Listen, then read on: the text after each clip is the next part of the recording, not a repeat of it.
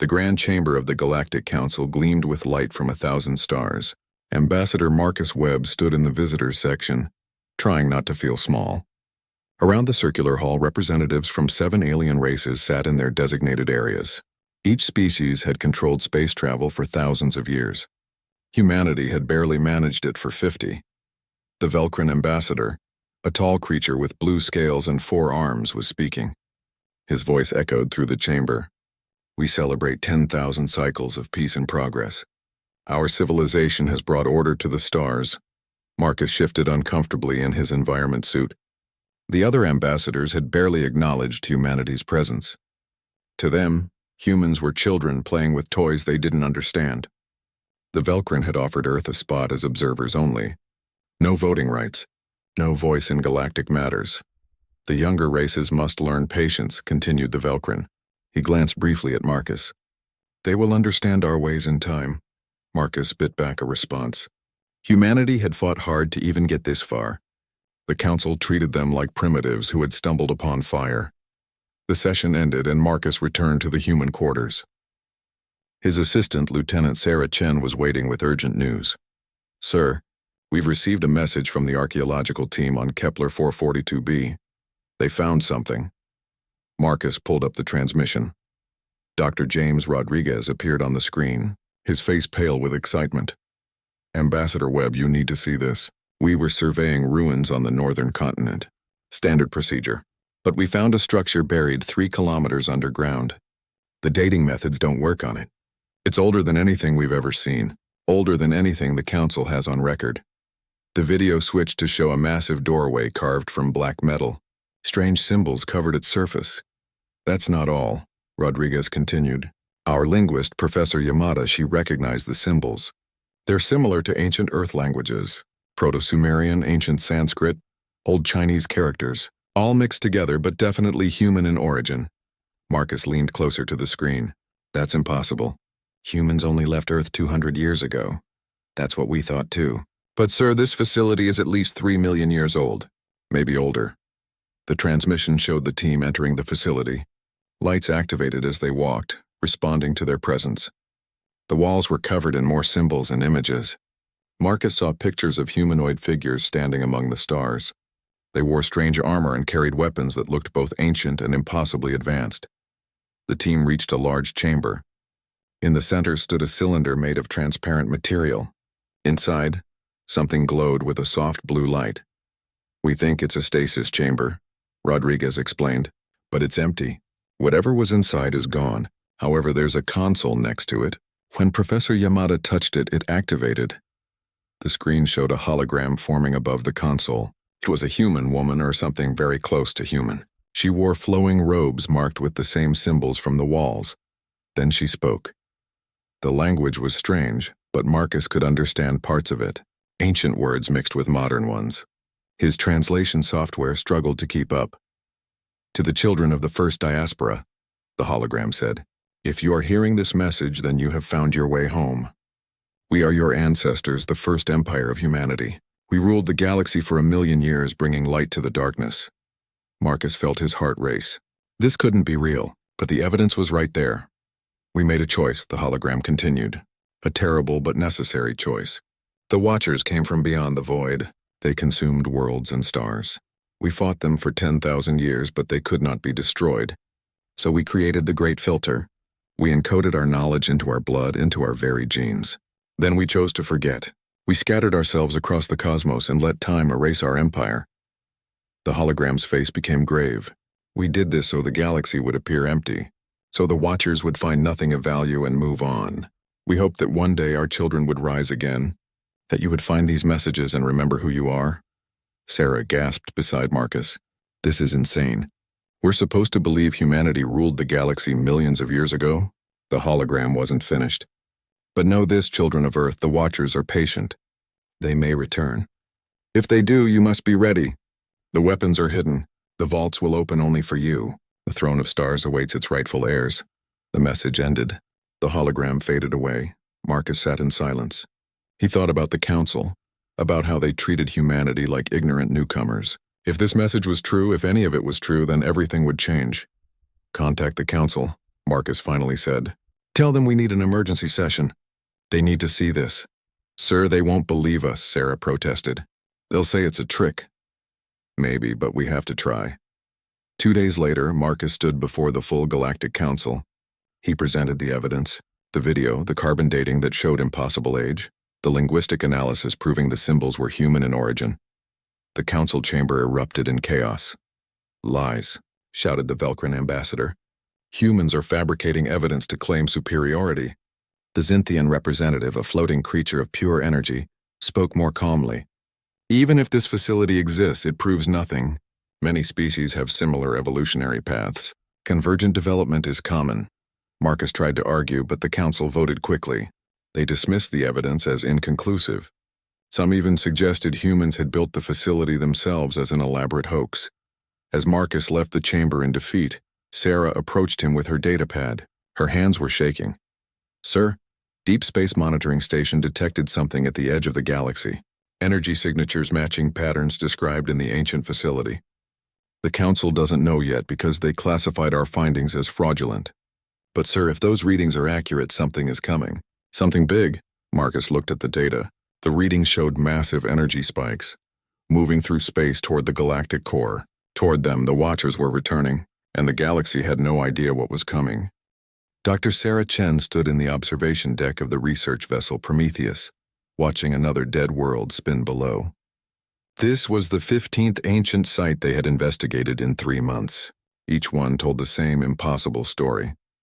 The Galactic Council had refused to fund the research, calling it a waste of resources. But Earth's government had authorized the mission anyway.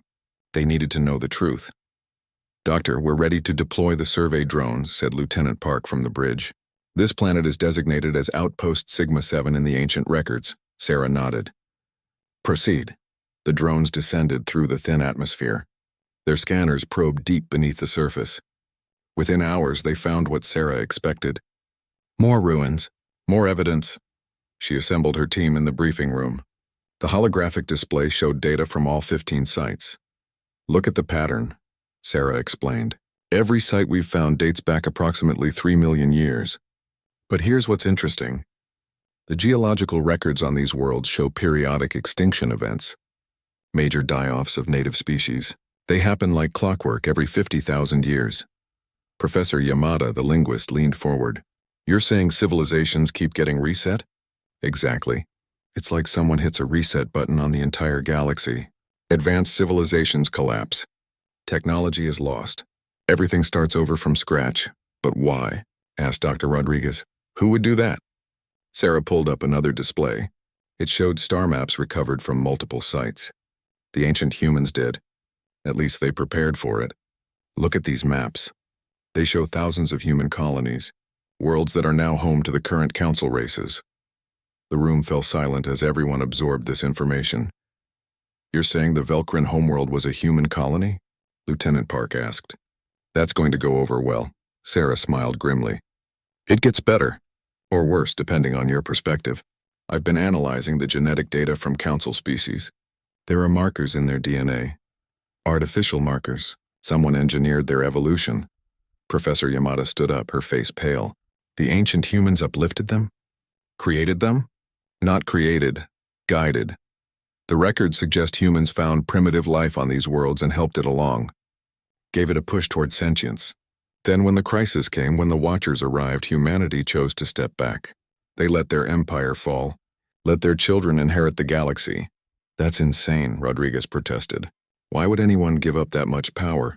Sarah brought up the final piece of data. It was a text file recovered from the deepest vaults of the ancient facility. The translation was rough, but the meaning was clear. This is from someone called the Last Architect, Sarah read. It's dated to the final years of the First Empire. Listen to this. We have fought the Watchers for 10,000 years. We have thrown everything we have at them. Weapons that tear apart stars, ships that can move through dimensions. Nothing works. They are not alive in any way we understand. They cannot be killed because they were never truly alive. They are entropy given form. They exist only to unmake, she continued reading. We have one chance. The Watchers are drawn to civilization, to energy, to life organized and structured. They hunger for it, so we will give them nothing. We will erase ourselves. Break our empire into pieces so small that nothing remains. Hide our knowledge in our genes. Scatter our people to primitive worlds and let them forget. In time, the galaxy will seem empty. The Watchers will find nothing worth consuming. They will move on. But they're coming back, Lieutenant Park said. The deep space readings confirm it, Sarah nodded. The ancient humans hoped they would stay away forever. But it seems 50 million years was long enough. The galaxy has life again, civilization again. The Watchers have noticed. Over the next few weeks, Sarah's team made more discoveries. They found ancient shipyards, still functional after millions of years, weapons platforms hidden in asteroid fields, massive structures that could only be described as fortress worlds, all of it keyed to human DNA. Sarah tested it herself. She placed her hand on a console in one of the ancient shipyards. The entire facility came to life. Lights flickered on. Systems that had been dormant for 3 million years began running diagnostic checks. A hologram appeared.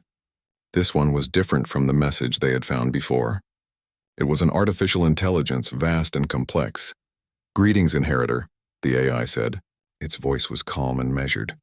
"I am designated as Archivist Unit 7. I have been waiting a very long time. You have many questions. I will answer what I can." "How is this possible?" Sarah asked.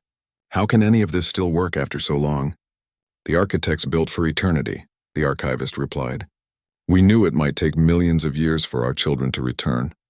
Every system was designed to last, to wait, to remember. Why did they do it? Why give up everything?" The archivist showed them. Holographic records played out scenes from the ancient war. Humanity at its height, controlling 1,000,000 worlds. Then the Watchers arrived. The battles that followed were beyond anything Sarah could have imagined. Entire star systems destroyed in moments. Human fleets numbering in the billions all swept away like dust. "We could not win," the archivist said simply, "but we could deny them their prize." So the architects chose the Great Filter. They encoded survival knowledge into human DNA. Instructions that would activate when needed. Then they used genetic technology to force devolution. Within 1,000 years, the mighty First Empire became scattered tribes of primitives. "But some must have resisted," Sarah said. "Some must have wanted to keep the empire. Many did. There were wars, civil conflicts that tore apart star systems. In the end, the architects prevailed. They had to. The survival of all life in the galaxy depended on it." Sarah thought about Earth, about humanity struggling in isolation for thousands of years, all while carrying the genetic legacy of an empire they never knew existed. "The Watchers are returning," she said. "What do we do?" "You remember," the archivist said. "The knowledge is inside you, inside every human. It has been passed down through countless generations, hidden in your genetic code. When the time comes, it will awaken. You will know what your ancestors knew. You will be able to do what they could do." "We're not ready," Sarah protested. "We barely understand how to travel between stars. We can't fight something that destroyed an empire of millions of worlds." "You are more ready than you know," the archivist said. "The awakening has already begun. Across human space, people are starting to remember. They dream of stars they've never seen. They understand technology they've never studied. The genetic locks are opening. Humanity is returning to what it once was." Sarah felt a chill run down her spine. She thought about the strange dreams she had been having lately. Dreams of vast ships and ancient battles. She had assumed they were just stress from the mission. But what if they were memories? Memories that belonged to someone who lived 3 million years ago? "How long do we have?" she asked. The archivist calculated. "The Watcher's vanguard will reach the galactic rim in approximately 6 months. The main force will arrive within 2 years. You must prepare. You must unite the younger races. And you must help them understand that humanity is not their enemy. You are their parents, their creators, their only hope for survival." Sarah looked at her team. They all wore the same expression of shock and determination. "We need to tell the council," she said. "Whether they believe us or not, they need to know what's coming." The emergency session of the Galactic Council descended into chaos within minutes. Ambassador Webb stood at the central podium, trying to maintain order. Around him, the 7 council races argued with each other and themselves. "You expect us to bow to humans?" the Velcrin ambassador roared. "We who have maintained civilization for 10,000 years? This is an insult." The Zynthian representative pulsed with angry red light. "The evidence is fabricated. Humans are manipulating ancient technology to support their claims. Show them the scans again." Webb ordered Sarah, who stood beside him. The holographic display filled the chamber's center. Star maps, genetic analyses, archaeological data, all of it pointed to the same conclusion. Humanity had ruled the galaxy long before any current council race had even evolved intelligence. "This proves nothing," hissed the Sarith representative, a serpentine creature with multiple heads. "Convergent evolution explains the similarities, but not all council members were hostile." The Durrani ambassador, a small furry creature with large eyes, spoke up. "We must consider the possibility. Our own legends speak of the precursors, beings who came before, who shaped the stars. What if those stories were about humans? Fairy tales," the Velcrin ambassador spat. "We will not restructure galactic society based on ancient myths and human propaganda." Webb felt his frustration growing. He opened his mouth to respond, but Sarah grabbed his arm. "Sir, incoming transmission. Deep space monitoring. Priority 1. The display changed. It showed the galactic rim, where civilized space ended and the void began. Red signatures appeared on the map. Hundreds of them, growing larger as they approached. "What are we looking at?" demanded the Velcrin ambassador. "The Watchers," Webb said quietly. "The ancient records warned about them. They're here." 3 hours later, the first contact occurred. A council patrol fleet of 30 ships encountered the Vanguard at the rim. The fleet commander sent standard hailing messages. He received no response. The Watchers attacked without warning. Webb watched the battle feed from the council chamber. The entire council had remained to observe. What they saw defied explanation. The Watcher vessels, if they could be called vessels, looked like tears in space itself, dark shapes that seemed to absorb light. They moved in ways that violated physics, teleporting across kilometers in an instant, phasing through solid matter. The council fleet opened fire. Plasma cannons, missile barrages, particle beams, the weapons that had maintained peace for 10,000 years. All of it passed through the Watchers as if they weren't there. Then the Watchers responded. They didn't fire weapons. They simply touched the council ships. Where they made contact, matter ceased to exist. Ships disappeared piece by piece, erased from reality. In less than 10 minutes, all 30 council vessels were gone, not destroyed, erased, as if they had never existed. The council chamber fell silent. "This cannot be real," the Velcrin ambassador whispered. "Nothing can do that." "The ancient humans fought them for 10,000 years, Sarah said, and they couldn't win. That's why they chose to disappear. It was the only way to survive." The Sarith representative turned all 3 of its heads toward Webb. "If the ancient humans couldn't defeat these things, what hope do we have?" "The humans left us tools," Webb said. "Knowledge, weapons, but they're locked. They only respond to human DNA. We've tested it. Only humans can access the ancient facilities." The implications hung in the air. The council races exchanged glances. Pride warred with survival instinct. The Durrani ambassador spoke first. "What do you want?" "Partnership," Webb said. "Not domination. Humanity doesn't want to rule the galaxy. We just want to help defend it. Let us activate the ancient defenses. Let us teach you what we're learning about the Watchers. Work with us, not against us.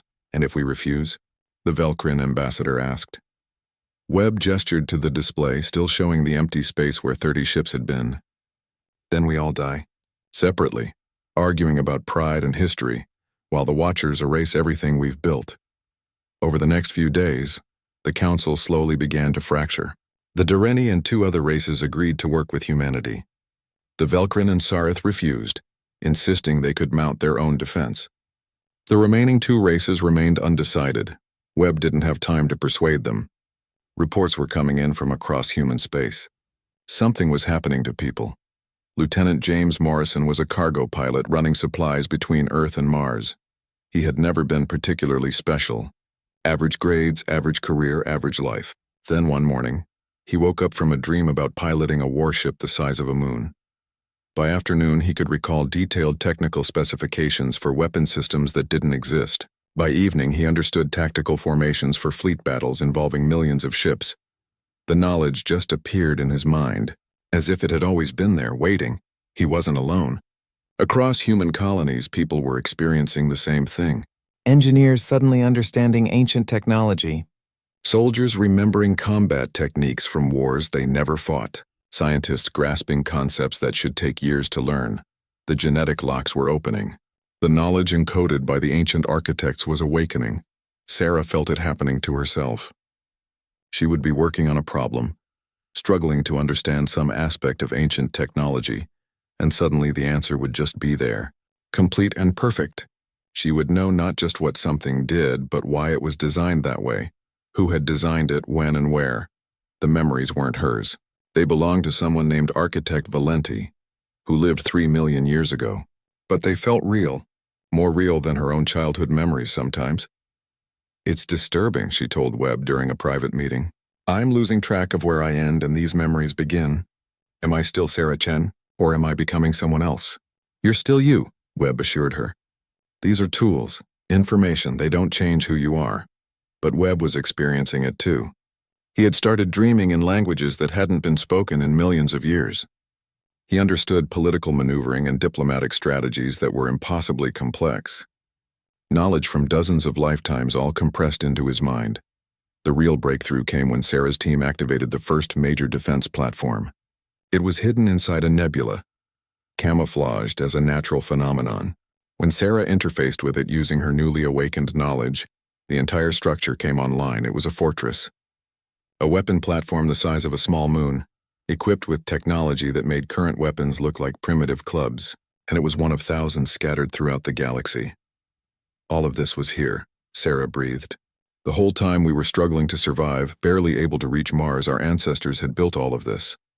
The archivist AI appeared beside her. "The architects wanted their children to have a chance. They knew the Watchers might return, so they left you everything you would need, but they also wanted you to earn it, to grow, to become worthy of the inheritance not through bloodline but through character." "Some inheritance," Sarah muttered. "War with unkillable monsters." "The Watchers can be stopped," the archivist said. "The architects learned much during the Old War. They found weaknesses, methods. The knowledge is in your genes, waiting to be remembered." "Then why didn't they win the first time?" "Because winning would have meant destroying the galaxy itself. The final weapons, the ones capable of truly stopping the Watchers, come at a terrible price. The architects chose to sacrifice their empire rather than pay that price. They hoped their children would find a better way." Sarah thought about that. The ancient humans could have won, but the cost was too high. So they chose to lose, to disappear, to give the next generation a chance to find a better answer. "No pressure then," she said dryly. The archivist almost seemed to smile. "You are doing well. Humanity is awakening faster than projected. Within weeks you will have access to most of the ancient knowledge.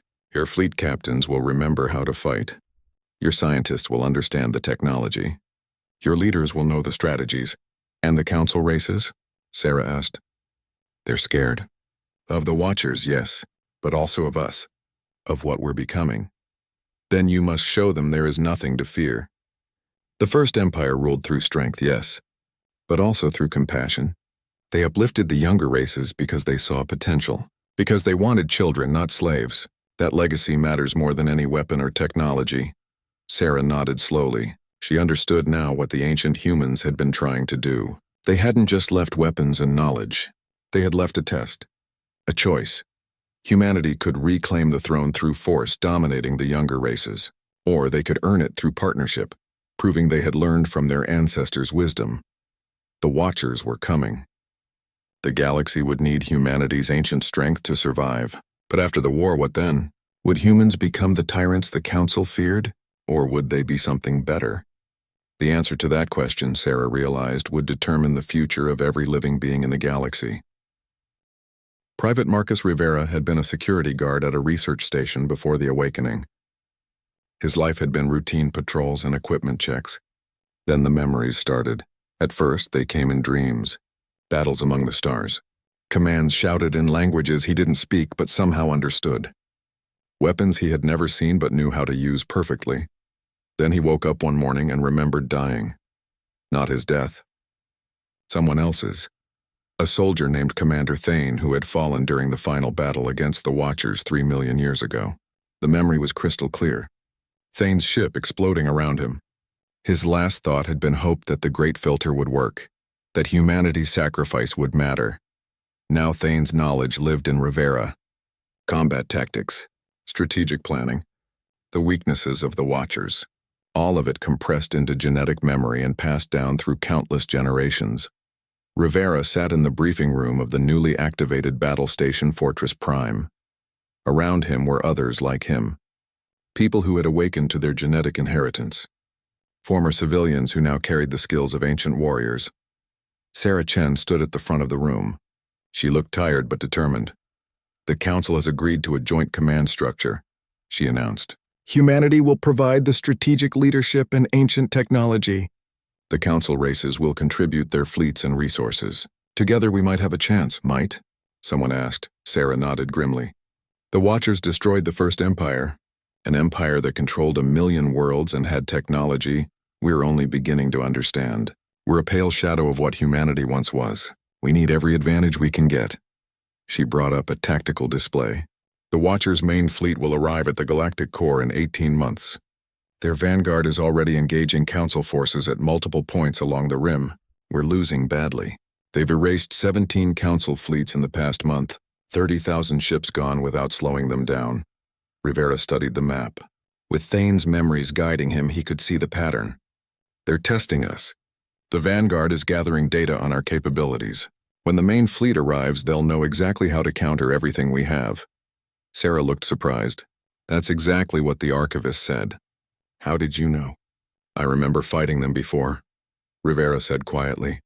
"Or rather, Commander Thane does. They're not mindless. They learn. They adapt. Every battle makes them stronger. Then how do we fight them?" Rivera stood and walked to the display. His hands moved confidently, adjusting the tactical view. "The First Empire tried to fight them conventionally. Ship against ship, weapon against weapon. It didn't work. The Watchers exist partially outside normal space.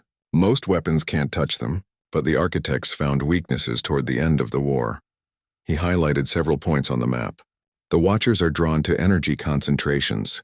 Large fleets, space stations, populated worlds. They can't resist. So we use that. We create kill zones, places where we concentrate massive amounts of energy, but also deploy the specific weapons that can actually hurt them." "What weapons?" someone asked. Rivera's hands moved again, pulling up schematics from his inherited memories. "Reality anchors. They force the Watchers to exist fully in normal space, makes them vulnerable. Then we hit them with phase disruptors. Weapons that work by unmaking the bonds that hold matter together. The same thing the Watchers do to us." Sarah leaned forward, studying the designs. "These are incredibly complex. Can we build them?" "We don't have to," Rivera said. "The architects already did. There are stockpiles hidden throughout the galaxy.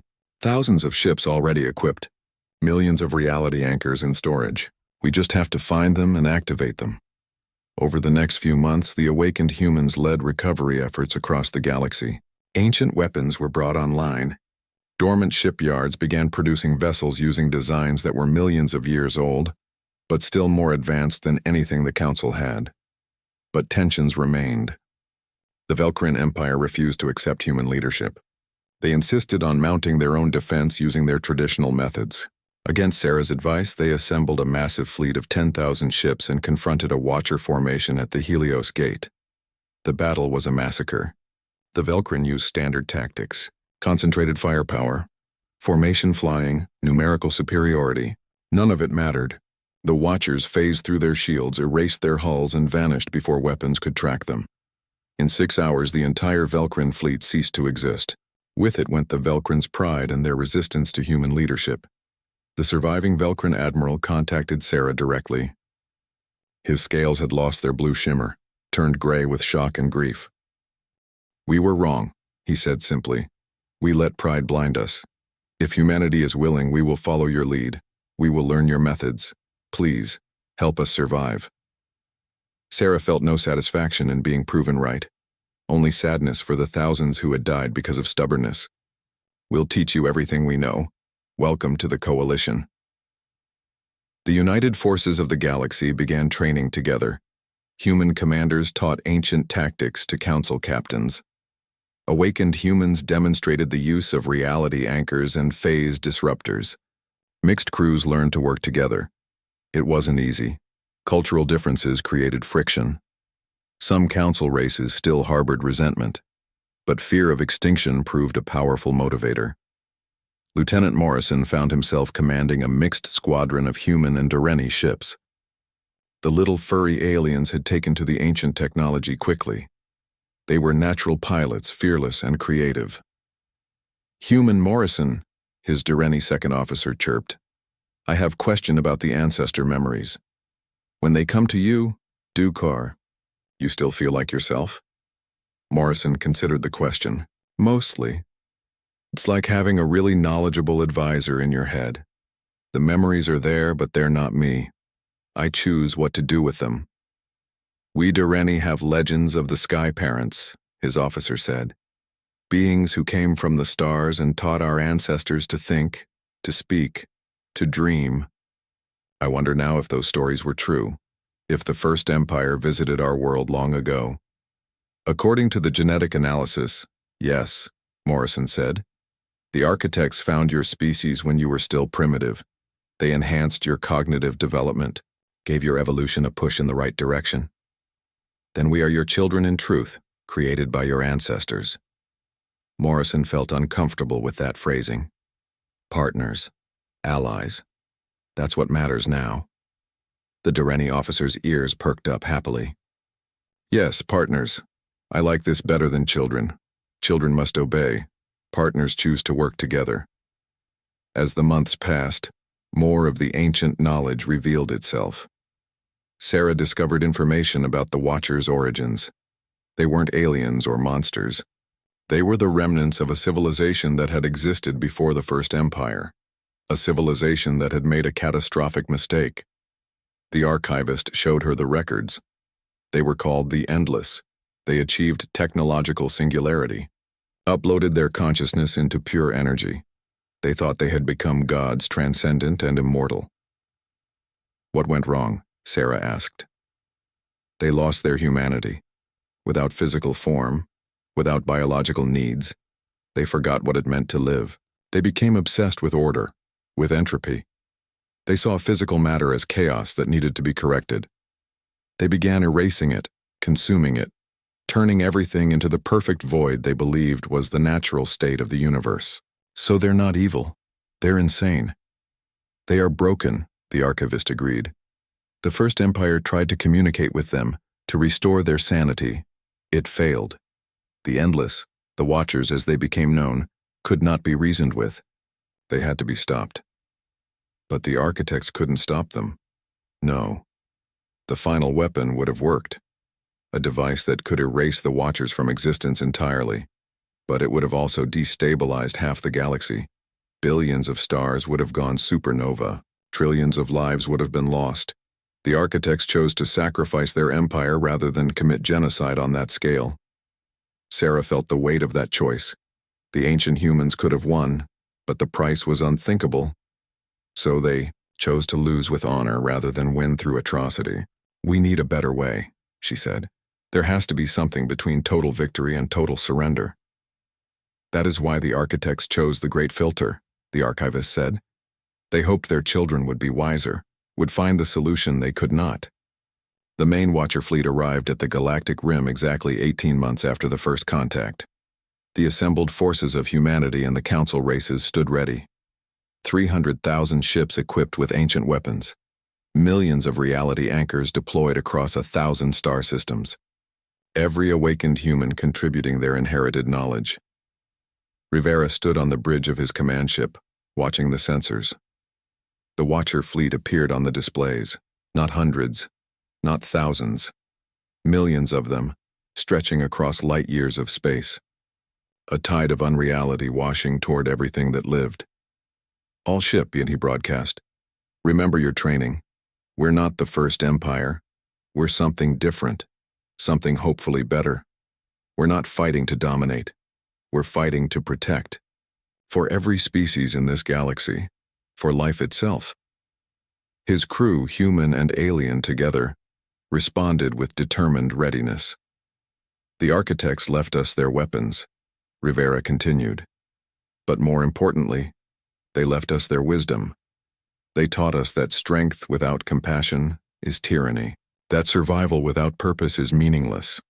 Today we prove we learned those lessons. Today we show the Watchers that life, messy and chaotic as it is worth preserving. The Watchers entered weapons range. The battle for the galaxy's survival began. The Battle of the Galactic Core would be remembered for 10,000 years. 300,000 ships from a dozen species, united under human command, faced the endless tide of Watchers. The void between stars lit up with weapons fire that could crack planets. Rivera watched from the command deck of the flagship Eternal Dawn. Around him, holographic displays showed battle data from across multiple star systems. The coordinated defense was working, but barely. Reality anchors activating, reported his tactical officer, a Velcrin named Sharkal. Watcher formations Delta through Gamma are being forced into normal space. All ships focus fire on anchored targets, Rivera ordered. Phase disruptors only. Conventional weapons are useless. The ancient weapons unleash their power. Unlike normal weapons that destroyed matter, phase disruptors simply unmade it. Watchers caught in the beams began to dissolve, their impossible forms breaking apart into nothing. But for every Watcher destroyed, 10 more surged forward. The enemy fleet was too vast, too relentless. We're losing ground in Sectors 7 and 12, Sharkal reported. Council fleets are requesting reinforcement. Rivera made the hard call. Withdraw Sectors 7 and 12. Fall back to secondary positions. We'll make them fight for every light year. Sarah Chen worked frantically in the research center on Fortress Prime. The battle was buying time, but they needed more than just time. They needed a permanent solution. The archivist was right, she told her team. The Watchers aren't alive. They're the uploaded consciousness of the Endless. But consciousness requires coherence. Structure. If we can disrupt that structure, we might be able to reach whatever remains of their original minds. Professor Yamada pulled up data on the Endless civilization. According to the records, they uploaded themselves into a quantum network. Billions of minds merged into one collective consciousness. That's what we're fighting. Not individuals, but a hive mind that's forgotten what it means to be individual. Can we separate them? Sarah asked. Force them back into individual consciousness? Theoretically, Yamada said.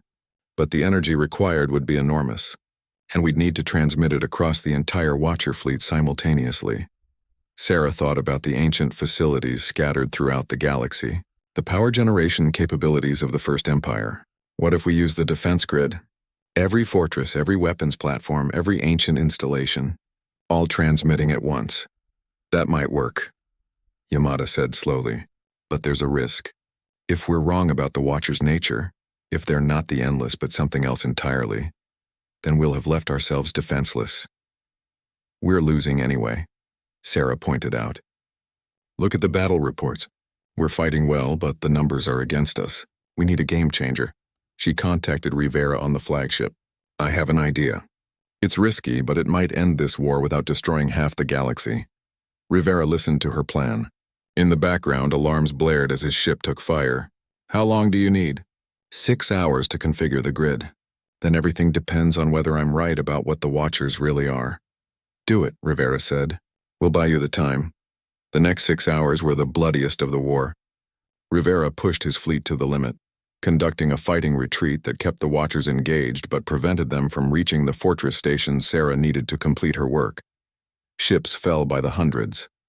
The Durrani captain, who had been Rivera's second officer, died when his vessel was erased, protecting a damaged human cruiser.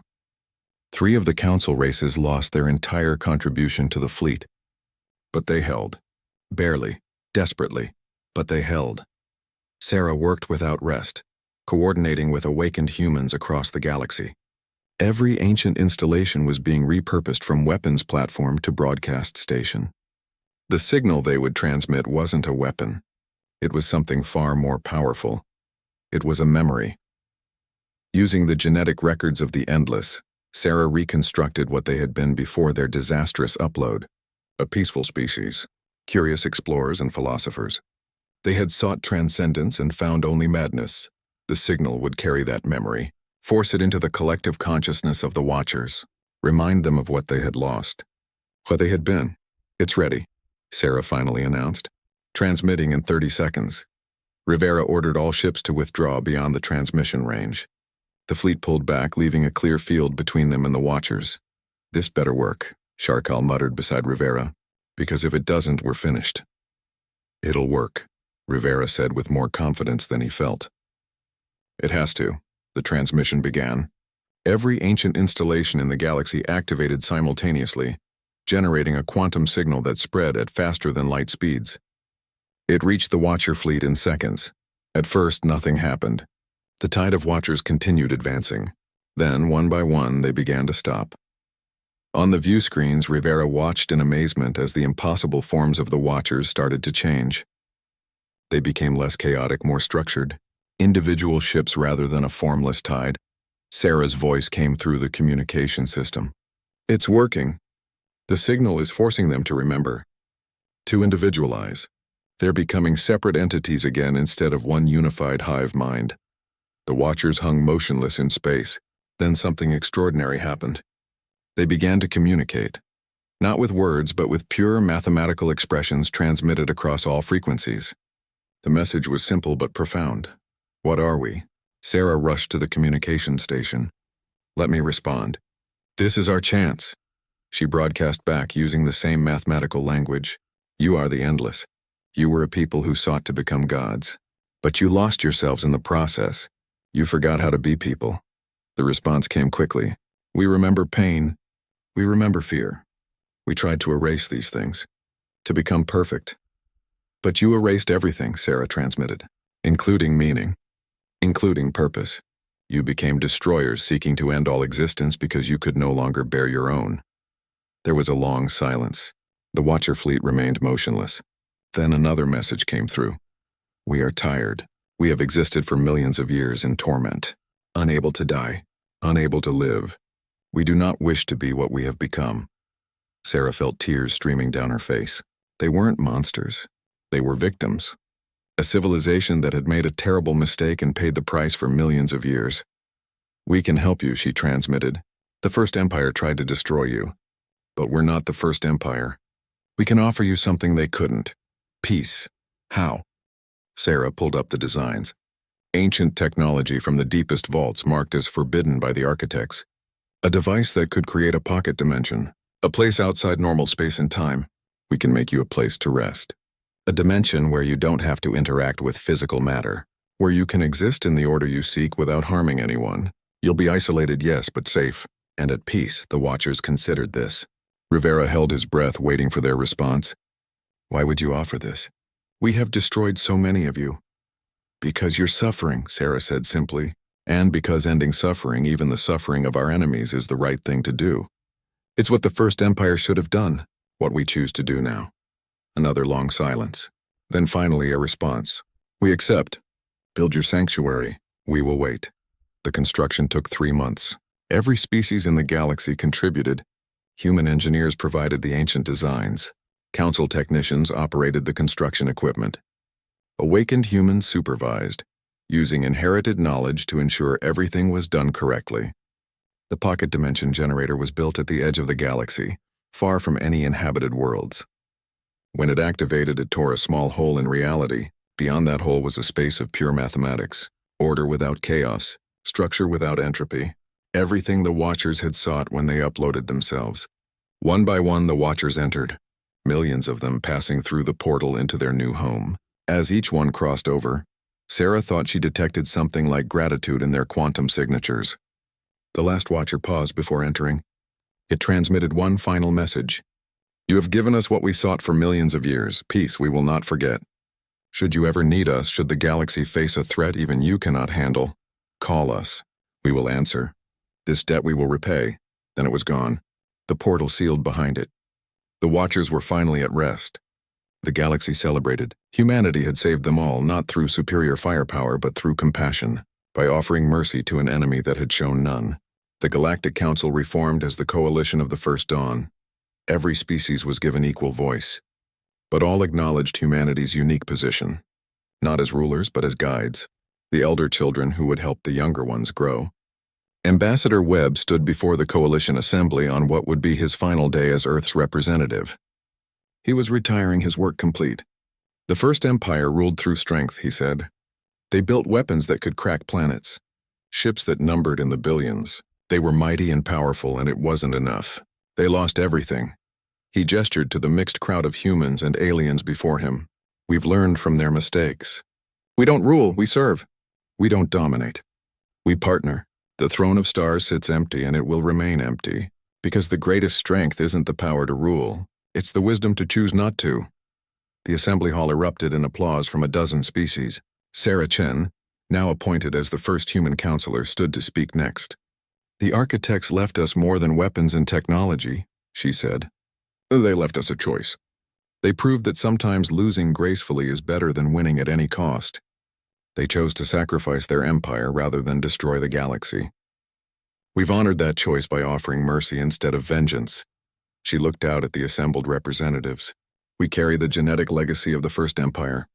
But we're not them. We're something new. Humans and council races working together, learning from each other. That's the real inheritance.